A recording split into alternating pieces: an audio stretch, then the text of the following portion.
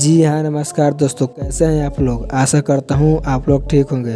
भोजपुरी गायक तूफान राज का रील्स बहुत तेज़ी से वायरल हो रहा है, जिस बताएंगे आपको इस वीडियो में। लेकिन आप लोग तूफान राज को चाहने वाले हैं तो वीडियो को दिल से लाइक करके चैनल को सब्सक्राइब जरूर करें। तूफान राज का एक सॉन्ग आया था जिस सॉन्ग का टाइटल था आरा बक्सर बलिया।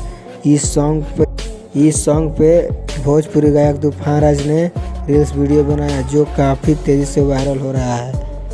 अगर आप लोग इस रील्स को नहीं देखे हैं तो तूफान राज जी का इंस्टाग्राम आईडी पर जाकर देख सकते हैं। काफ़ी अच्छा व्यू गया है इस रील्स पे।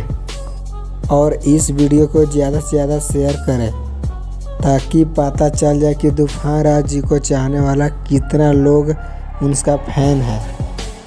इस वीडियो को यहीं पर समाप्त करते हैं। अगर आपको यह वीडियो अच्छी लगी हो तो मेरे चैनल को सब्सक्राइब जरूर कीजिएगा। जय हो भोजपुरिया समाज।